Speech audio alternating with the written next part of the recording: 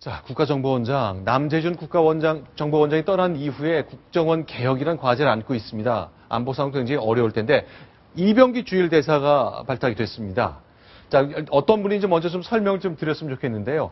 오랫동안 좀 같이 공부도 하시고, 대화를 좀 하신 경험이 있는 신규선 대기자께 좀 소개 말씀을 드려야 되겠네요. 오랫동안이라는 건 조금 뭐 어폐가 있고요. 네. 여기 99년도에 네.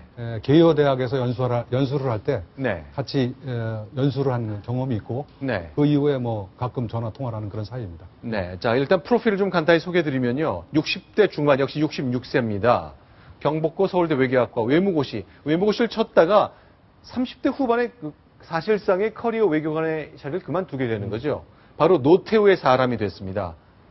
네, 그래서 저희가 시간대별로, 연도별로 좀 만든 프로필이 있는데 그걸 보면서 좀 얘기를 더 나눴으면 좋겠는데 청와대와 국가안전기획부 그리고 일본 대사관, 일본 한국 대사관에서 근무를 했네요.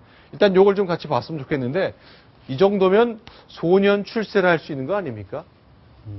그러니까 34살 때 그 당시 넘버 2였던 80년대 노태우 장관, 내무장관, 체육청소년부 장관, 체육부 장관이었죠. 비서관을 하면서 이 직업 외교관보다는 정치인의 참모 역할을 시작하는 것으로 이 공직을 좀 변화를 맡게 되는 겁니다.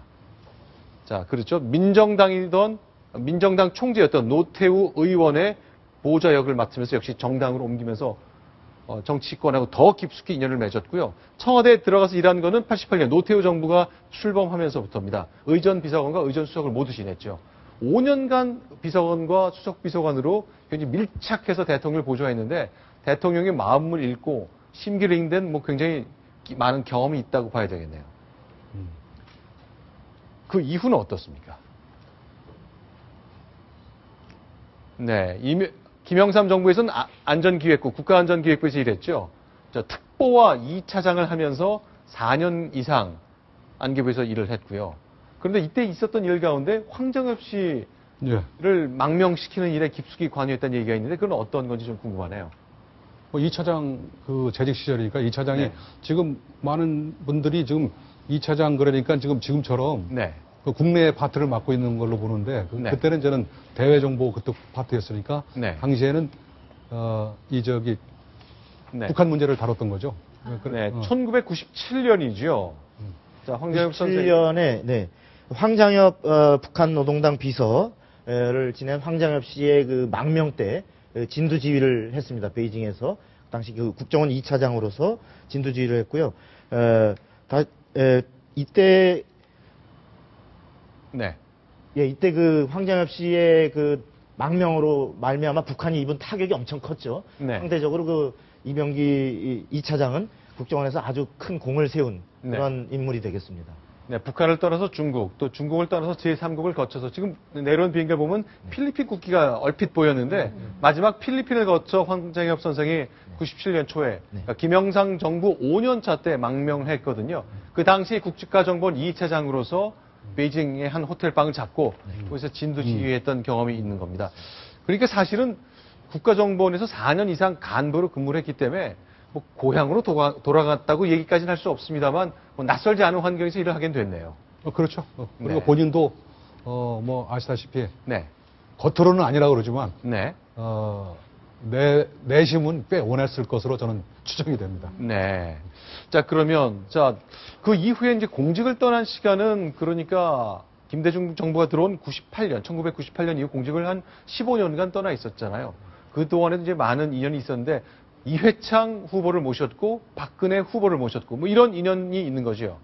그렇습니다. 그 2002년에 이제 한나라당 대선 후보, 이회창 대선 후보의 정치 특보를 지냈고 네. 그다음에 박근혜 대통령과는 그 2004년에 박근혜 대표가 당 대표를 맡았을 때 선거를 도우면서 네. 그 박근혜 대통령과 인연을 맺었습니다. 그래서 네. 그 2007년 한나라당 대선 후보 경선 때 그 박 대통령 캠프의 선거 대책위 부위원장을 지냈습니다. 네. 그리고 또 2012년 대선 때는 여의도 연구소의 고문 자격으로 네. 외교 안보 분야는 물론이고 네. 사실 정무 분야에서도 상당히 많은 그 조언을 한 그런 사이라고 할 수 있습니다. 네, 자, 이제 작년에 박근혜 정부가 출범한 이후에는 주1 한국 대사로 일을 했는데 지금 영상 보시듯이 아베 총리를 만나서 대화도 나누고 한일 간의 문제 해결을 위해서 노력을 많이 했는데 어떻습니까? 대사로서의 역량. 한 15년 만에 이제 정식 공직을 맡아서 일을 했을 텐데 좀 어떨까 평가를 좀 해주신다면 어떻습니까? 작년 10월에 일본 갔을 때 네. 초대받아서 네. 그 관제에 가가지고 저녁을 같이 한 적이 있습니다. 네. 한국 대사관을 새로 리모델링을 해가지고 네. 굉장히 아주 좋게 바뀌었는데 네. 당시는 뭐 아시다시피 네. 굉장히 그 한일 관계가 나쁠 때고 뭐 지금도 그렇습니다만 네. 그때 그 후쿠야마 쪽에 그 수산물을 네. 우리가 이제 수입 거부를 하면서 네.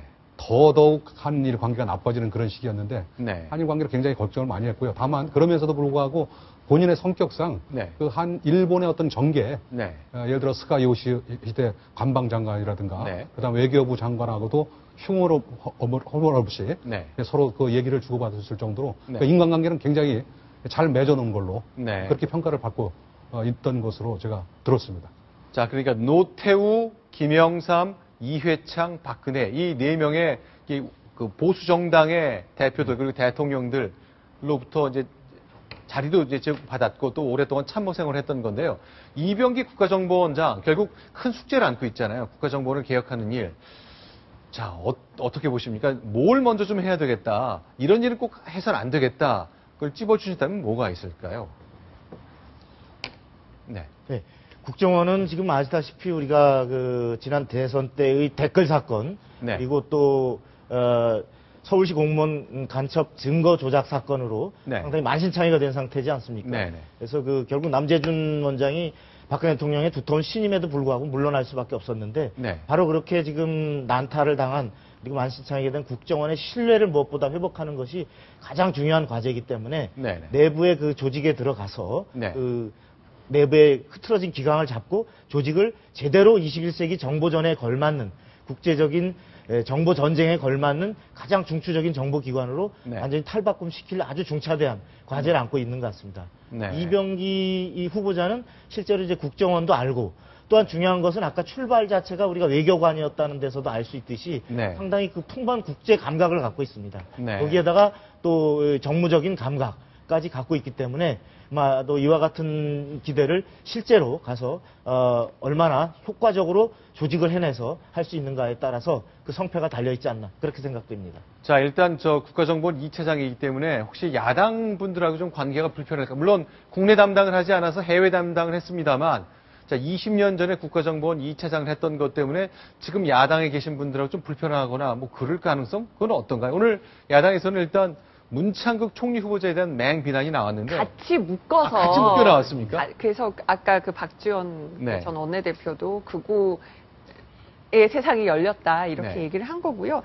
아무래도 지금 그 국정원 대선 개입, 그러니까 정치 개입 문제 논란을 해결해야 되는데 네. 일단은 이 이병기 후보자의 경우에 이미 그 국정원 출신이기도 하고요. 네. 그다음에 오히려 정무 감각이 높고 박 대통령 측근이다 보니까 네. 과연 정치 개입 논란에서 자유로울 수 있을까? 네. 오히려 그 점에 대해서 우려를 하는 거죠. 그러니까 국정원을 개혁해야 하기에 네. 너무 이제 국정원 소속이 국정원에서 몸담았기도 했고 또 정무 감각이 뛰어나기 때문에 그 개입을 완벽하게 해소할 수 있을지 좀 의구심을 갖고 있기도 합니다. 그러니까 저기 네.